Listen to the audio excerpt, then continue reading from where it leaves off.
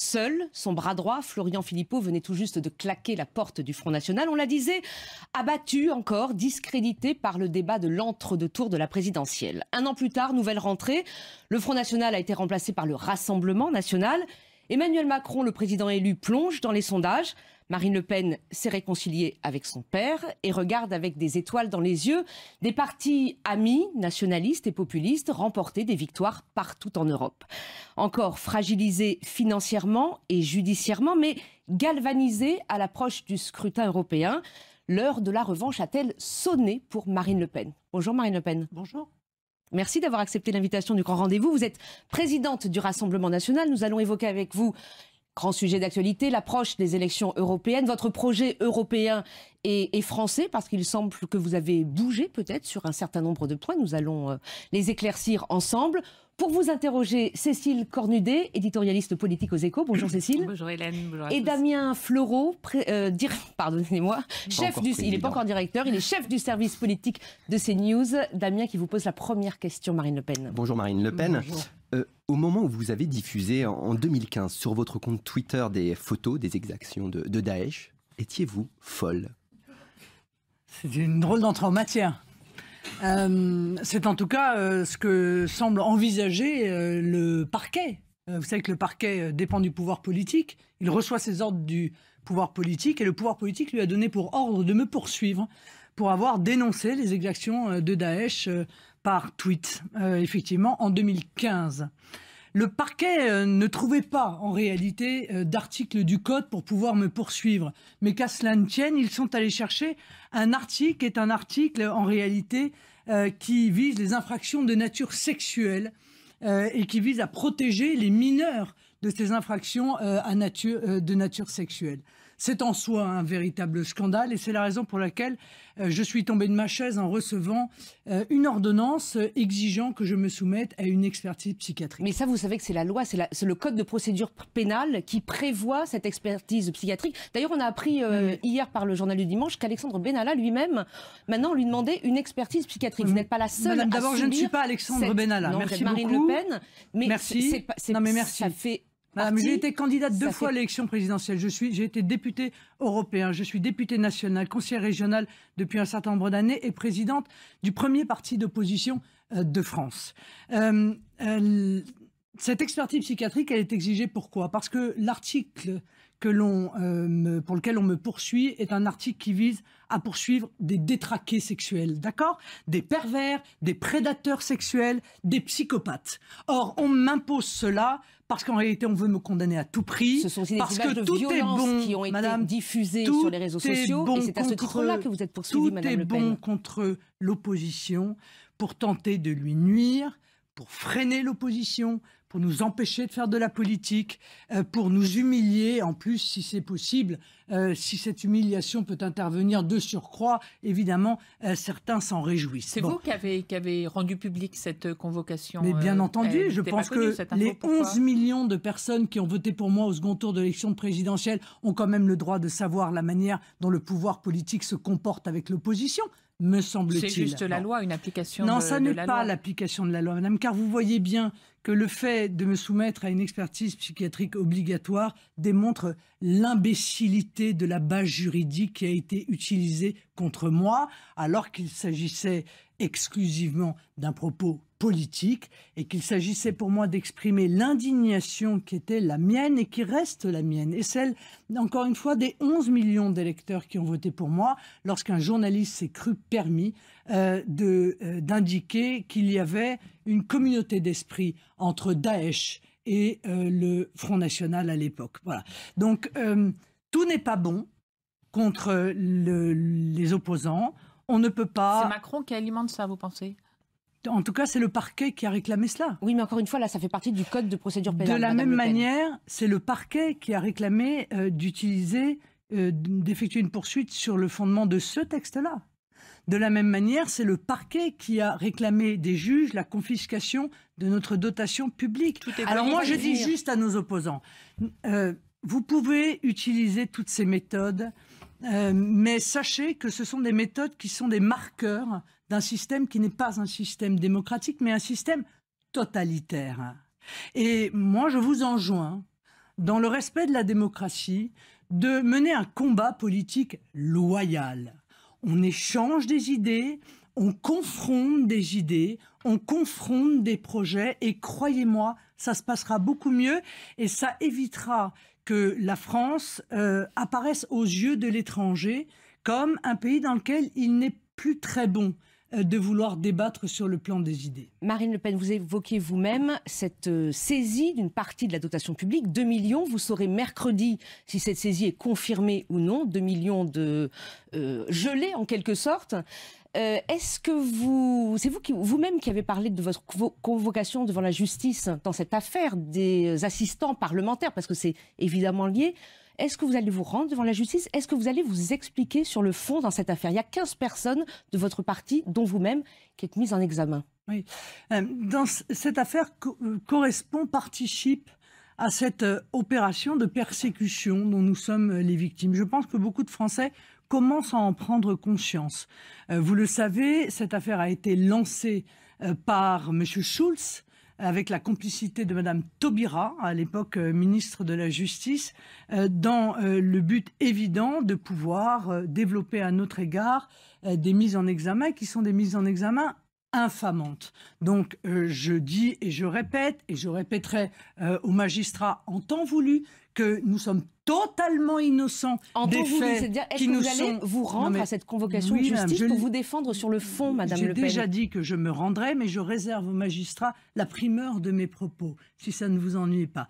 Je note qu'il y a d'autres mouvements politiques à qui l'on fait les mêmes reproches qu'à nous, mais qu'il semblerait que la justice fasse preuve d'une incroyable lenteur. Vous parlez du MoDem de François Bayrou. Ah, mais écoutez, si vous en parlez... Alors, parlons-en. Alors, de quoi on parle? On parle de 2 millions de gel sur une dotation publique sur le quinquennat qui serait de 22 millions d'euros. Donc, c'est pas la mort du Front National, puisque vous le dites comme ça, n'est pas en jeu. Est-ce que vous surjouez pas la victimisation? Madame, pardon de vous rappeler quelques règles de base du fonctionnement politique dans notre pays et du financement des partis politiques. Vous me parlez de 22 millions sur le quinquennat. Et en novembre, vous aurez une partie de ces 22 millions. Il se trouve qu'ils sont libérables par tranche de 4 millions ou 4 millions et demi. Nous saurons ça lorsque le Conseil constitutionnel aura terminé son travail, qu'il effectue lui aussi avec une lenteur absolument incroyable, qui est l'analyse des recours sur les élections législatives. 4 millions et demi. Nous attendons cette subvention depuis des mois et des mois. Bien.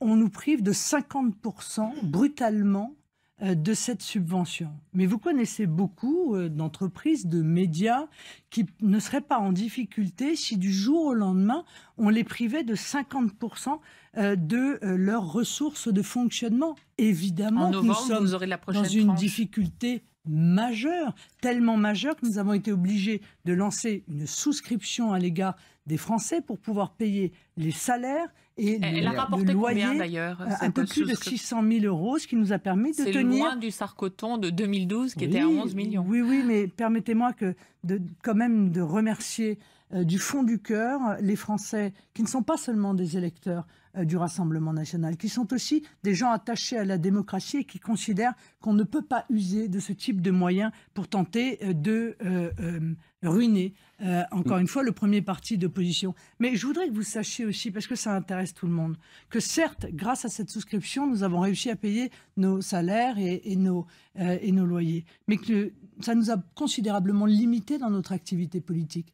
C'est-à-dire que en 2018, dans cette grande démocratie qui est censée être la France, le premier parti d'opposition ne peut pas faire de la politique comme il souhaiterait le faire. Et pourtant, il y en a des choses à dire. Et je suis sûr que nous allons maintenant passer au sujet de fond. Est-ce que vous n'avez pas été vous n'avez pas manqué de prévoyance justement pour anticiper ces problèmes budgétaires? Certains le disent dans la gestion de votre parti. Comment pouvez-vous envisager, comment pouvais-je envisager que des magistrats, sans aucun jugement sur le fond, sans aucune déclaration de culpabilité, viendrait faire un hold-up de ce type sur notre subvention publique que normalement, je vous le signale, nous aurions dû toucher en février dernier. Donc nous avons été très prévoyants puisque nous avons réussi à tenir, nous sommes aujourd'hui en septembre, nous avons réussi à tenir de février dernier jusqu'à aujourd'hui. Voyez, Marine Le Pen, c'est pas un hold-up, c'est une précaution qui est prise par la justice parce que la justice craint, si vous deviez être condamné à terme, ce qui n'est pas le cas encore aujourd'hui,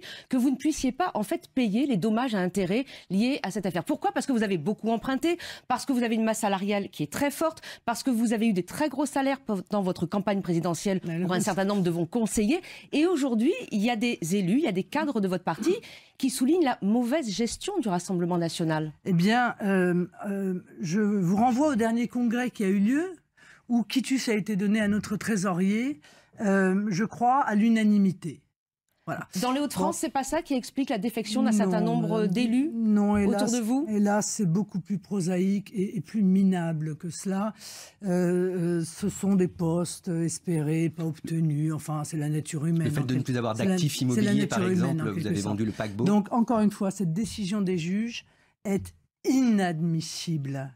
Et elle n'est absolument pas justifiée, puisque vous l'avez rappelé tout à l'heure, le Rassemblement national va toucher 4 millions et demi par an jusqu'aux prochaines élections législatives et que par conséquent, il n'y avait aucun péril en la demeure. Et donc, il n'y avait aucune possibilité de distraction. Survivra en tout état de cause. Nous sommes là face à des décisions, que c'est des décisions de magistrats d'extrême gauche qui sont soit candidats, soit proches du syndicat de la magistrature. Et je pense qu'ils font passer leur activité, leur pensée, leur activité militante avant la neutralité qu'on attend normalement de magistrats dans une grande démocratie. Le grand rendez-vous de Marine Le Pen, on se retrouve pour parler des élections européennes. Qui portera les couleurs du Rassemblement national ? Peut-être que vous allez nous le dire dans un instant.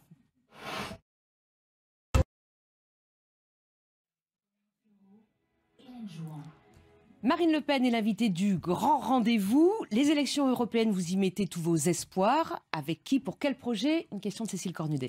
Oui, Marine Le Pen, les derniers sondages vous donnent à peu près 20%, juste derrière La République En Marche, mais on ne sait toujours pas qui va conduire votre liste. Nicolas Dupont-Aignan devrait annoncer cet après-midi que lui-même conduira sa propre liste, et vous, toujours pas ? Non, toujours pas. Et d'ailleurs, ça ne vous aura pas échappé, les Républicains non plus, et En Marche non plus. Mais vous, c'est votre grand combat.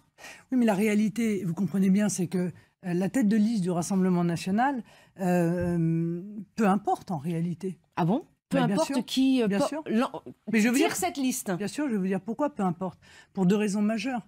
D'abord parce qu'au Rassemblement national, nous avons tous la même ligne politique. Par conséquent, la tête de liste ne déterminera pas la ligne politique et le projet qui sera porté par la liste, ce qui n'est pas le cas pour les Républicains et ce qui n'est pas le cas peut-être pour En Marche. Et puis, de toute façon, quelle que soit la tête de liste, je mènerai également cette campagne européenne. Mais pourquoi pas vous alors ? Mais si je le faisais, vous me le reprocheriez. Mais non. Mais si, bien sûr. Vous parlez, d'abord j'ai rien à vous reprocher, vous parlez de ce scrutin comme celui du grand basculement. Il n'y a pas un peu un manque de courage de ne pas y aller et de ne pas après aller siéger au Parlement européen ? J'adore quand vous me traitez ainsi comme une enfant. Madame, j'ai été élue députée nationale il y a de cela un tout petit peu plus d'1 an.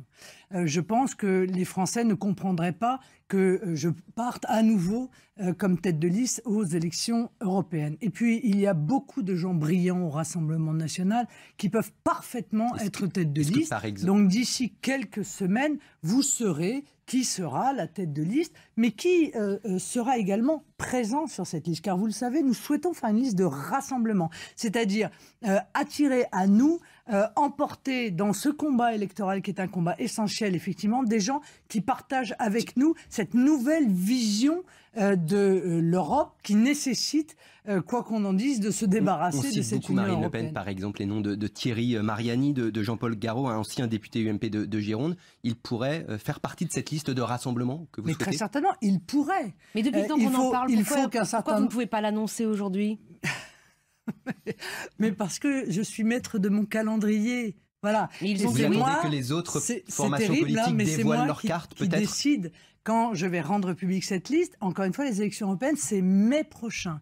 Donc nous sommes en train de travailler à ce rassemblement, travailler à notre projet. Pas seulement d'ailleurs en France, mais également avec nos alliés, puisque vous savez que nous avons un parti politique européen qui s'appelle le Mouvement pour l'Europe des nations et des libertés, avec lequel également il y a des séances de travail qui sont prévues pour pouvoir arriver dans les meilleures conditions possibles à cette élection européenne. Cécile Cornudet. Alors en matière de projet, on a bien compris que l'immigration serait votre point numéro 1, mais sur les questions européennes, on a l'impression que vous avez bougé sans le dire. Par exemple, en 2017, vous disiez qu'il y aura un référendum sur la sortie de l'euro. Est-ce que c'est toujours d'actualité? Non, et vous le savez bien, puisque nous avons voté en bureau politique du Front National au mois de juillet 2017 une résolution tenant compte du fait que les Français, semblait-il, avaient peur un petit peu de ce Big Bang institutionnel qu'on leur proposait et nous réclamait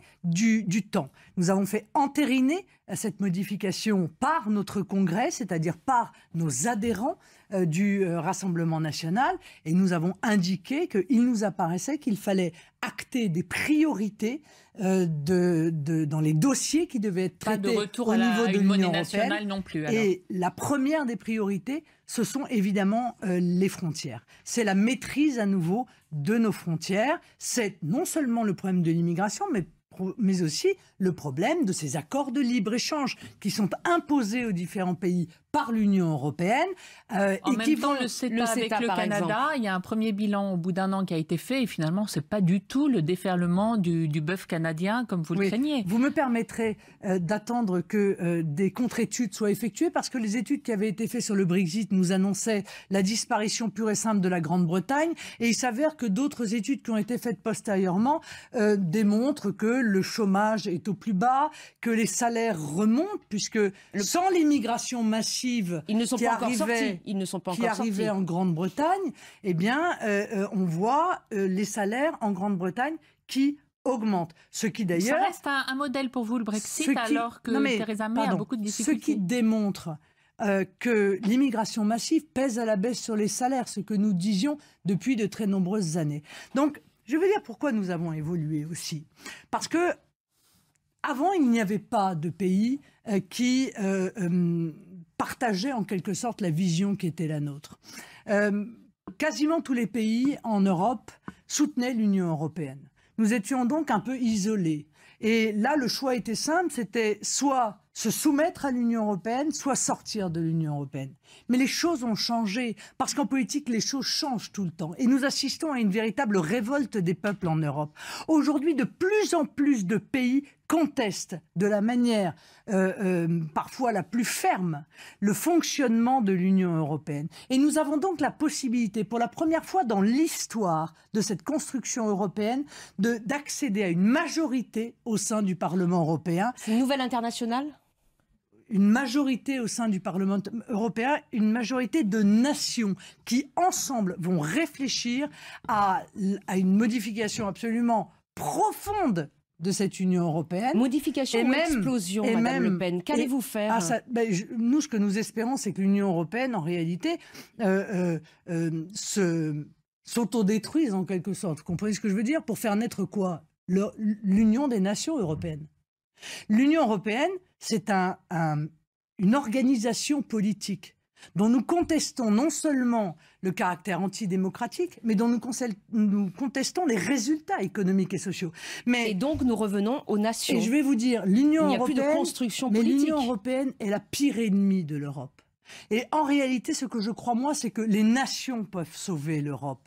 Et encore une fois, contribuer à la naissance de ce qu'on a appelé l'Union des nations européennes, qui est en fait effectivement l'Europe des nations. Qu'est-ce qui reste de l'Europe si vous détruisez complètement, si vous autodétruisez, dites-vous, cette construction politique ? Il reste des nations, c'est-à-dire il reste ce qu'il y avait avant. Il reste l'Europe.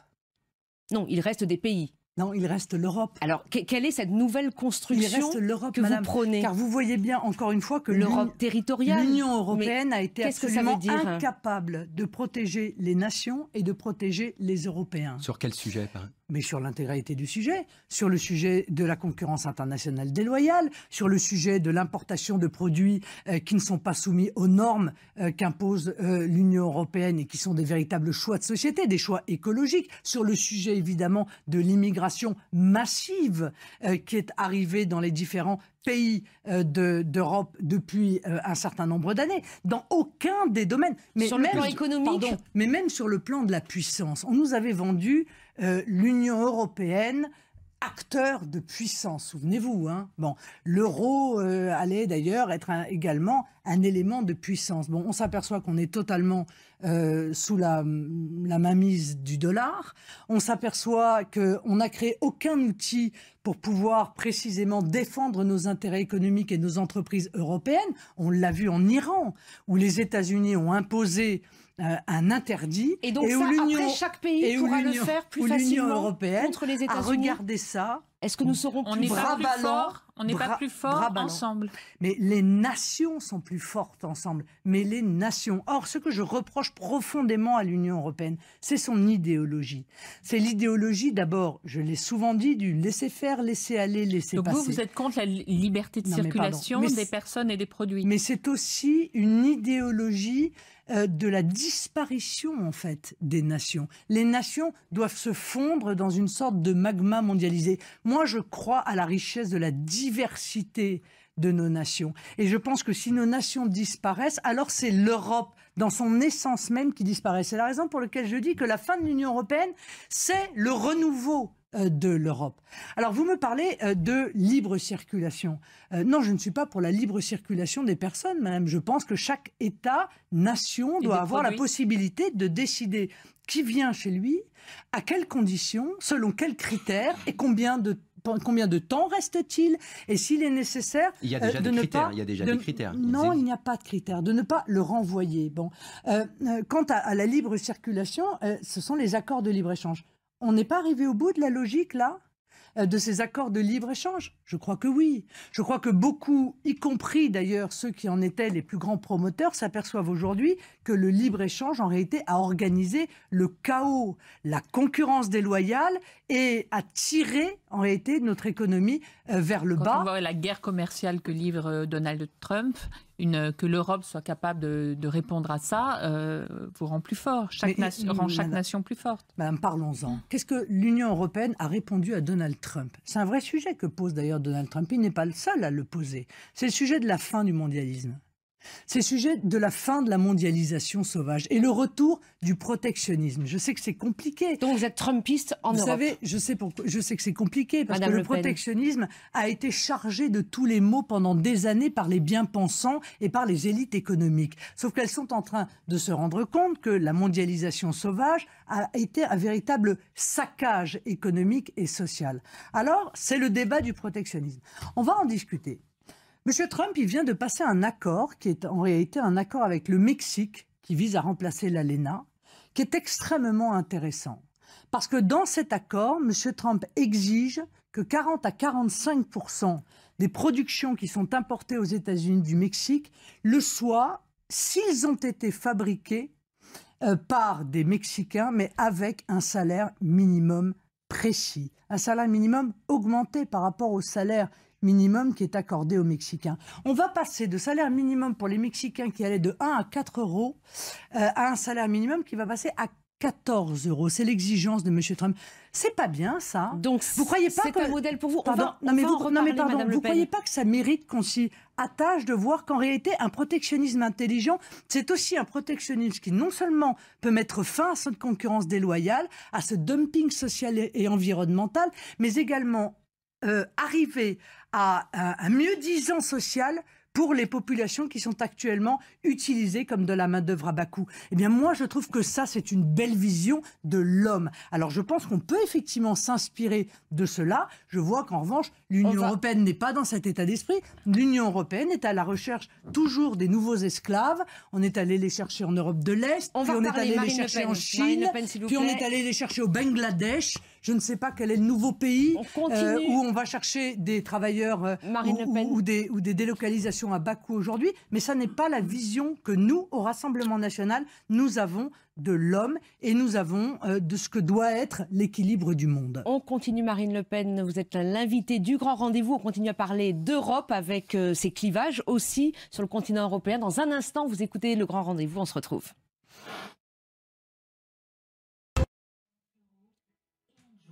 Marine Le Pen, la présidente du Rassemblement national, est l'invitée du grand rendez-vous. On continue à parler Europe. Une question de Cécile Cornudet. Oui, vous parlez beaucoup de vos alliés européens, mais c'est qui en fait? Il y a les Italiens, les Hongrois, les Polonais, mais qui d'autre? Parce que les Anglais de UKIP vont partir. On voit que l'Autrichien Kurz a l'air finalement de vouloir ménager Emmanuel Macron. Les Tchèques sont prudents. Est-ce que ça fait une majorité? Madame, d'abord vous dites... la Grande-Bretagne, c'est fini. C'est pas tout à fait vrai.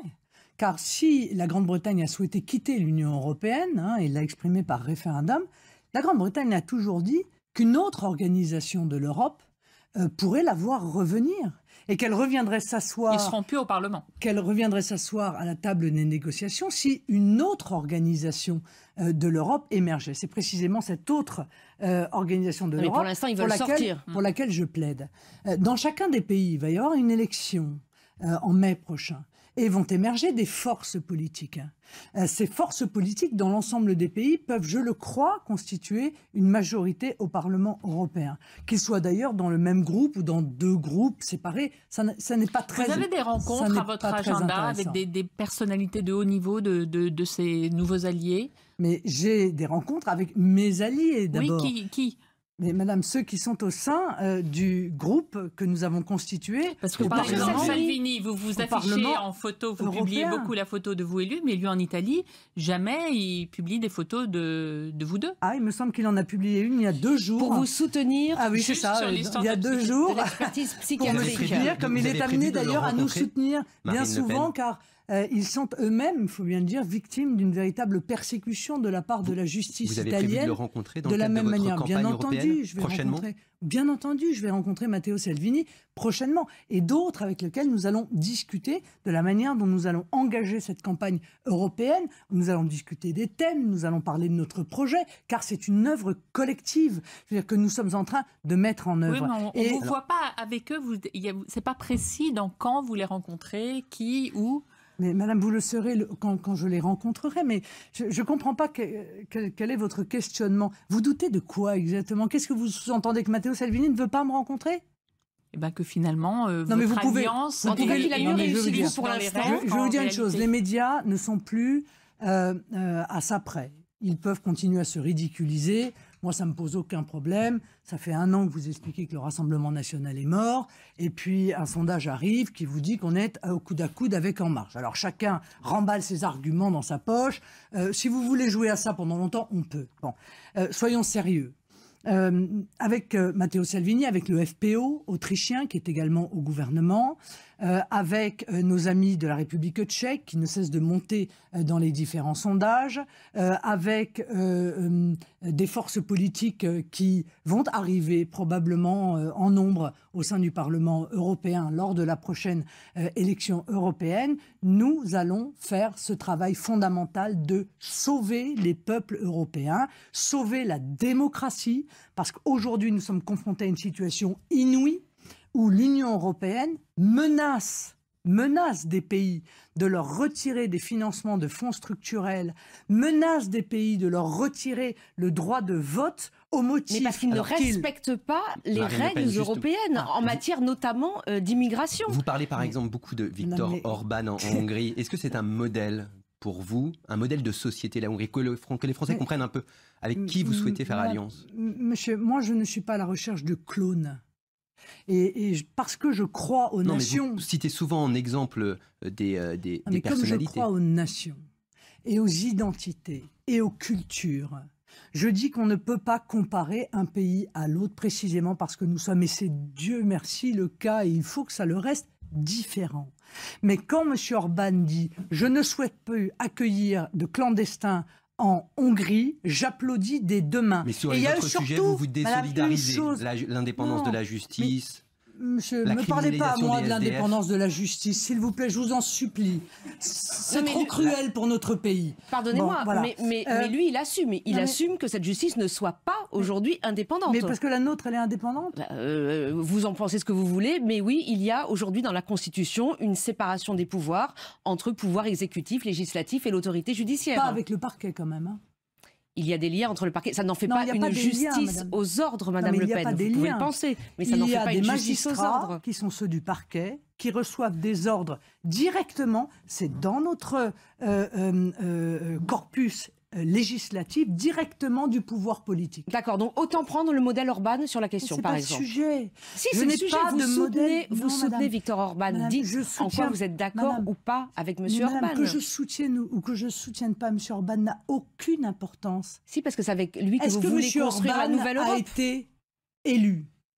Il n'y a pas d'atteinte à la démocratie. Est-ce qu'il a été élu de manière massive? Ça suffit pour en faire une démocratie, la seule élection. Madame, je suis navrée de vous dire qu'il y a deux possibilités. Soit vous avez raison, soit le peuple hongrois a raison. Permettez-moi de penser que, parce que je suis une démocrate, je pense que ce que le peuple hongrois veut, alors le peuple hongrois doit l'obtenir. Il n'y a pas d'atteinte à la démocratie en Hongrie qui non, peut vous poser il ne me problème. semble pas qu'il y ait d'atteinte à la démocratie en Hongrie. En tout cas, s'il y en a, pas plus qu'il n'en existe en France. Voyez-vous?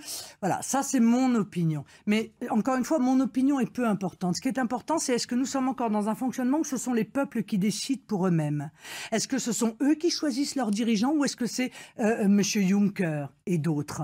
Est-ce que cette Union européenne peut avancer systématiquement par le chantage et la menace ou est-ce que ça n'est pas la démonstration qu'en réalité, cette Union européenne est en fin de vie et qu'il faut que nous travaillions ensemble à une Europe qui soit celle des nations libres, souveraines, démocratiques, prospères et sûres. Marine Le Pen, eh bien moi, c'est mon projet. Très concrètement, dans l'hypothèse où effectivement vous avez, avec les personnes que vous venez de citer, une majorité au prochain Parlement européen, qu'est-ce qui se passe très concrètement? Très concrètement, par exemple, les pays auront parfaitement le droit de refuser les migrants qu'aujourd'hui on impose directement on impose, mais de toute façon ils ne les acceptent pas, donc ça ne change pas grand-chose. C'est pas tout à fait vrai, puisque justement, on les menace de leur retirer le droit de vote, on les menace de les sanctionner financièrement. En France, aujourd'hui, on installe des migrants dans des centaines de villages. On met ça dans des villages parce qu'on sait que, évidemment, la réaction est moins importante que si on les installait dans des grandes villes. Eh bien, moi, je suis opposée à cette installation forcée de migrants dans notre pays, sans qu'on ait demandé l'accord des Français, dont nous savons pertinemment qu'ils sont une majorité à ne pas être d'accord avec cela. Eh bien, ça m'apparaît antidémocratique et profondément dévastateur. Par conséquent, concrètement, demain, si nous sommes majoritaires au Parlement européen, chaque pays aura le droit de dire oui ou non et chaque pays aura ses frontières. Parce que ce que je ne veux plus non plus, c'est que Mme Merkel ouvre grand les bras en accueillant 1 million, n'est-ce pas, de clandestins, et qu'on en retrouve une partie non négligeable dans les autres pays en Europe, dont la France, parce que nos frontières sont grandes ouvertes. Ça n'est plus admissible. Vous parlez de majorité, ce sera peut-être moins clair que ça. Comment vous pèserez au PPE, alors que, par exemple, au Parlement européen, quand Viktor Orban dit qu'il veut rester au PPE, qu'il ne veut pas rejoindre votre groupe, en réalité, vos alliés sont aujourd'hui très éclatés sur plusieurs groupes. Mais nous verrons, madame, nous allons travailler à cela. Les élections n'ont pas encore lieu. Il vient de dire, Viktor Orban, je reste volontiers au PPE. Pour l'instant, nous sommes au-devant d'une véritable révolution européenne, une révolution des peuples. Regardez l'histoire se construire, s'écrire devant vous et arrêtez d'être bloqués dans des vieux schémas PPE, PSE. Probablement tout ça va être balayé par les élections de la même manière que les LR sont quasiment en voie de disparition et que le Parti socialiste est lui quasiment disparu dans notre pays. Ce sont des vieux schémas, ce sont des vieux clivages. Moi, je suis en train, avec nos alliés, d'écrire l'histoire avec un grand H et je m'en réjouis selon un clivage qui est un clivage mondialiste nationaux. Monsieur Macron, Madame Merkel faisant partie du camp des mondialistes, c'est-à-dire ceux qui veulent l'effacement des frontières, qui veulent la disparition des nations, et les nationaux dont je fais partie avec un certain nombre. Marine Le Pen, vous dites reprendre le contrôle de nos frontières. Mais c'est quoi? C'est envoyer des militaires en Méditerranée, nos forces françaises pour empêcher que les clandestins, par exemple, dont vous parlez, viennent? En Italie, Matteo Salvini a mis en place une politique dissuasive d'immigration. Oui, mais avant lui, il y avait un accord qui avait été passé notamment avec la Libye, les gardes-côtes libyens, qui a beaucoup fait changer les choses. Ah, mais c'est très bien. Cet accord était très bien. C'est la raison pour laquelle nous avons été totalement contre l'intervention qui a consisté à déstabiliser la Libye, opérée par les dirigeants français et qui ont contribué à cette vague migratoire majeure. Mais moi, je suis pour des accords bilatéraux entre pays, mais c'est exactement l'inverse de la philosophie de l'Union européenne. J'entendais encore M. Le Drian, que nous avons entendu à la Commission des Affaires étrangères, il y a quelques jours de cela, nous expliquer que seul le multilatéralisme peut régler la crise migratoire. Or, je m'aperçois de quoi ? Eh bien, je m'aperçois, enfin, je l'ai appris vraiment par hasard, un tout petit article minuscule, car la presse française n'en a absolument pas parlé. L'Algérie accueillera tous ses ressortissants en situation irrégulière en Allemagne, quel que soit leur nombre, a assuré lundi le Premier ministre à l'occasion d'une visite officielle de la chancelière Angela Merkel. Ça veut dire quoi? Ça veut dire que Madame Merkel, eh bien, elle fait fi du multilatéralisme. Mais non, nous aussi, on essaie de passer des accords bilatéraux. Et elle passe un accord bilatéral entre l'Allemagne et l'Algérie pour que l'Algérie reprenne ses ressortissants. La France fait la même chose. On se retrouve... Pardon, non madame, je ne peux pas vous laisser dire ça. La France ne fait pas la même chose. La France fait l'inverse. La France, elle va en Algérie pour promettre plus de visas accordés aux Algériens. Non, mais la France passe aussi des accords bilatéraux pour essayer de pouvoir expulser des gens qui viennent en situation irrégulière. Elle ne le fait pas parce que Emmanuel Macron est un adepte du multilatéralisme et il est absolument convaincu que seule l'Union européenne peut régler le problème de l'immigration, ce qui est évidemment une erreur, et même pire qu'une erreur, une faute. Marine Le Pen est l'invitée du grand rendez-vous. On se retrouve dans un instant.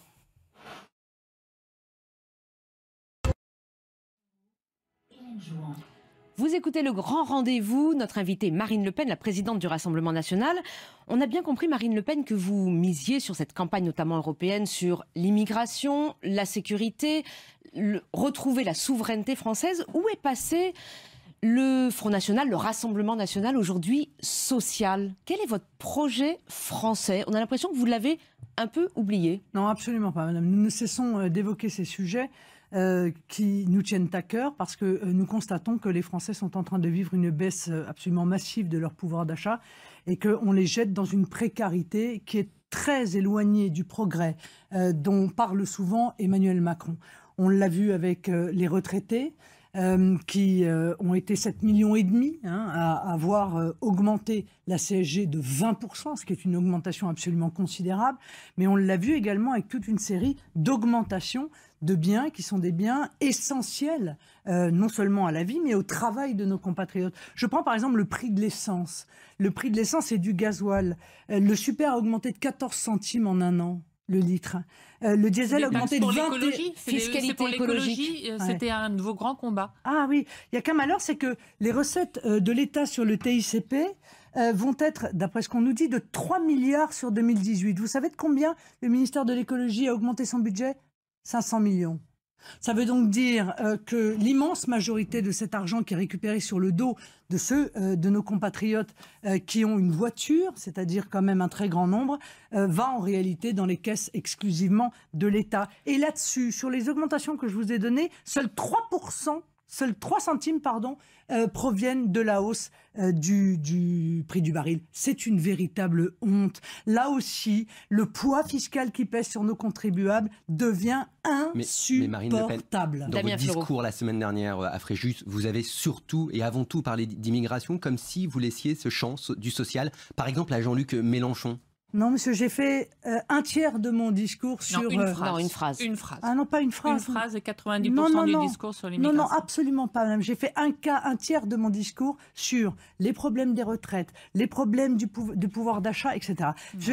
Croyez-moi, je reste très équilibré dans mes positions politiques parce que, encore une fois, nous sommes là pour combattre également le projet d'Emmanuel Macron. sur le plan économique et social, qui nous apparaît profondément négatif. D'ailleurs, il n'y a qu'à voir ces résultats, permettez-moi. Hein. Il était censé, encore une fois, être un expert, un économiste aguerri. On s'aperçoit que le chômage augmente, que la dette augmente, que le déficit augmente et qu'aucune des promesses, en réalité, dans ces domaines-là, n'a été tenue. Mais surtout les Français, les Français qui ont élu Emmanuel Macron ont aimé la musique, mais je crois qu'ils n'ont pas écouté les paroles. Et aujourd'hui, ils sont en train de comprendre les paroles de la chanson. Cette chanson, c'est celle de l'ultralibéralisme. C'est celle de l'enrichissement des grands lobbies, laboratoires, grandes compagnies d'assurance, grandes banques. C'est celle c'est ce qui explique la chute de popularité d'Emmanuel Macron. Oui, très probablement. C'est celle de la suppression et de la disparition programmée de notre système de protection sociale, qui certes peut avoir des défauts, est améliorable, le plan mais santé, fonctionne. le plan pauvreté, le virage social qu'on sent, ça va dans votre sens. Mais il n'y a rien, il n'y a pas de plan santé. C'est une petite réforme technocratique. Il n'y a pas de plan santé. Mais les professionnels de santé sont contents pour une fois. Non, ils ne sont pas contents. Ils n'ont pas été, d'abord, ils n'ont même pas été entendus pour l'élaboration de ce plan santé. Ils ne sont pas contents du tout. Et je veux dire, ceux qui ne vont pas être contents non plus, c'est la ruralité. Parce qu'en réalité, la seule chose qui, dans les dernières années, a plutôt pas mal fonctionné, c'est les maisons de santé. Il n'y a pas un centime pour les maisons de santé.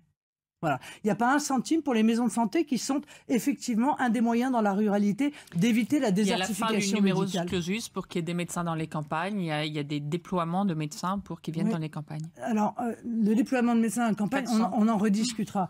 La fin du numerus clausus, nous le souhaitons depuis très longtemps. Enfin, pas la fin, mais l'élargissement, en réalité, du numerus clausus. La fin du numerus clausus, ça risque de poser également d'autres problèmes. Ça ne m'apparaît pas être, évidemment, tout à fait une très, très bonne idée. Mais il faut l'élargir, nous le réclamons encore une fois depuis de nombreuses années. Mais surtout, ce que je vois dans ce plan, c'est une volonté de concentration et de spécialisation. C'est-à-dire qu'on va faire des très grosses unités.